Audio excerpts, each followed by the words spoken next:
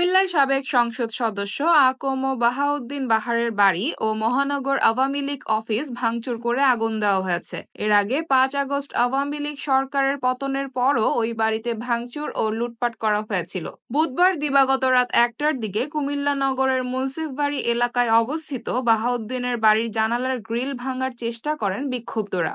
অনেকে বাড়িতে ইটপাটকেল নিক্ষেপ করেন। এক পর্যায়ে বাড়িটিতে ভাঙচুর চালান তারা। পরে পেট্রোল ঢেলে বাড়ির কয়েকটি কক্ষে এবং ভবনের সামনে আগুন ধরিয়ে দেওয়া হয়। এদিন রাত 12:30টার দিকে নগরের রামঘাট এলাকায় অবস্থিত কুমিল্লা মহানগর আওয়ামী লীগের কার্যালয়ে ভাঙচুরের চেষ্টা চালানো হয়। বিক্ষুব্ধরা দক্ষিণ জেলা আওয়ামী লীগের কার্যালয়ের প্রধান ফটকের সামনে থাকা ইটের গাঁথুনি ভেঙে ফেলেন। বৈষম্য বিরোধী ছাত্র আন্দোলনের কুমিল্লা মহানগরের আহ্বায়ক আবু রায়হান বলেন, স্বৈরাচার সরকার ভারতে পালিয়ে ষড়যন্ত্র করছে। ফ্যাসিস্ট হাসিনা দেশ থেকে পালানোর পরও কখনো ভিডিও বার্তা, কখনো অডিও বার্তার মাধ্যমে দেশে নৈরাজ্য সৃষ্টির চেষ্টা করছে। ফ্যাসিস্ট হাসিনার এসব অপতৎপরতা দেশের ছাত্র জনতা মেনে নেবে না। তাই বিক্ষুব্ধ ছাত্র জনতা আওয়ামী লীগের অফিস ভাঙচুর শেষে বাহারের বাড়িতে ভাঙচুর করে আগুন দিয়েছে।